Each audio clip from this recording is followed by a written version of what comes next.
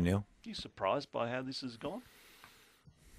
I don't. I think if anyone said on Monday that they knew that we'd have the week we've had, I don't think anyone could say that they thought or they understood or could see a level of polarisation and debate that we've had this week.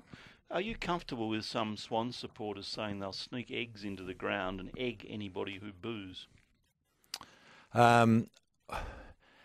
I think everything that people are saying or what they're doing, we have to be looking through the lens of where we're trying to go here, which is to get a legend of our game and a great leader of our game, Adam, back playing and playing where he feels comfortable, accepted, embraced. And, you know, whether eggs and other things actually help for that's for other people to debate. That's the lens I think everything should be scrutinised through. But sure, you can't have fans going and throwing eggs at other fans, surely.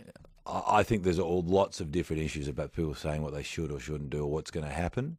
I don't know whether they're legitimate or not. What everything I think should be looked at is through the lens of where we're going from here, which is whatever your perspective, understanding that Adam is feeling hurt, and people, you know, after a thing that a booing campaign that's gone on for a long period of time. Now, whatever the motivations are, it's having an impact on him. And if you step back from how we got here, all I'm asking is for our supporters, as I said before, we can't tell them how to behave, but when they're thinking about the football and going, to contextualise that I don't think anyone likes to see someone in pain. And Adam feels it's racist, and he's in pain where he's not enjoying it and doesn't want to play football. And so regardless of your perspective, if you contextualise it through that lens and think of it through the lens that, do I want someone to be in emotional pain regardless of how we got there, and do we have more respect for the views of our supporters, of our players, our clubs, and want respect of our industry, that we don't want to play a feeling like that, and we want a legend like Adam back playing sooner rather than later. Have you spoken to him? No, I've left a message. Adam's, I imagine he's, I know that a lot of people have been reaching out to Adam, and he's just getting some time and, a bit of time to clear his head and get away from it. And, someone said to me, back on his own dirt, really. And just, it's amazing how just getting away from things can help clear your mind, and I hope this really helps him. Looking at what the Swans officials were saying yesterday, I got the impression they were concerned for his mental health. Are you? I think that in the broader sense, obviously, if someone doesn't feel that they are able to play because of the impact of a set of behaviours on them, then obviously we'll do that. Now, there's different levels and all that, and I'm not going to make an assessment of that because I haven't spoken to Adam, but I think it plays into the point we're talking about, that he feels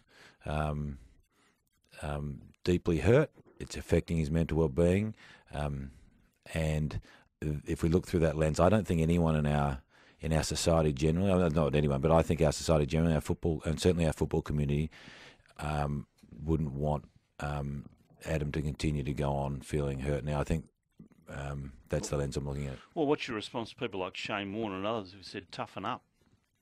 I think it's easier to say that. I think it's very easy to say that, and there's people who I note people who say, "Oh, I was booed for ages," but generally, when people are booing's been part of our game, but the villain is normally known. Now, if someone's moved clubs and gone to another club, they get booed when they go back and play their thing. When someone's belted a player and they come against that team again, they get booed. The villains are known. They know why. It's not going to the psyche of who they are.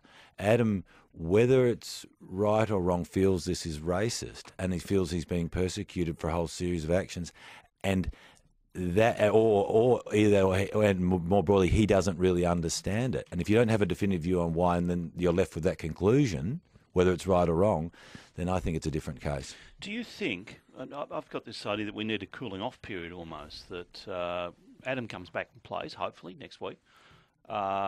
We stop booing him. Everybody stops booing him.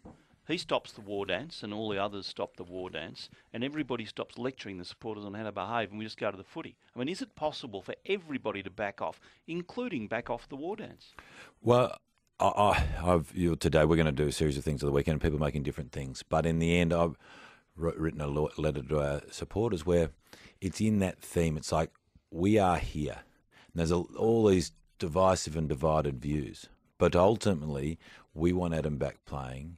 We want him respected. We want our industry to get its respect back. And ultimately, that it can only be owned by the supporters, the players, the industry. And, looking forward to where we want to go is all part of what you're suggesting. Now, I don't think you can declare an amnesty or stand off, but it's actually saying, okay, we need to go back and get, we need to go forward, and that's got a whole series of things that hang off it. Do you agree, though? I mean, I know you don't think... I think the war dance is divisive and provocative. You don't think that, but it's being seen that way by some people. Do you think it'd be a good idea to cool that for a while as well? I think that in the lens of this week, so to state up front, as you and I have debated this, I don't believe it is. I think it's a celebration of culture. But in this week, I think everyone has to, I talked about the egging. What we want to do is to provide a place where Adam feels comfortable, an environment where he can come back. And I think whether it's the war dance, whether it's egging, whether it's statements or others, have to look through that lens. So do you want them to back off it or not? They will make their own decisions about that, but I think the players have to looking at the environment, and if the aim of all of this for everyone is to get Adam back playing and for our game to embrace Adam, then I think everyone has to make decisions in that lens. I think the fans need a bit of embracing too. A lot of people were hurt by being told they were racist.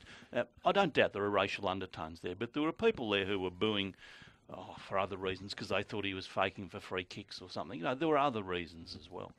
I think the fans have been some fans have been a bit offended as well. There is nothing that is 100% right or wrong in all of this.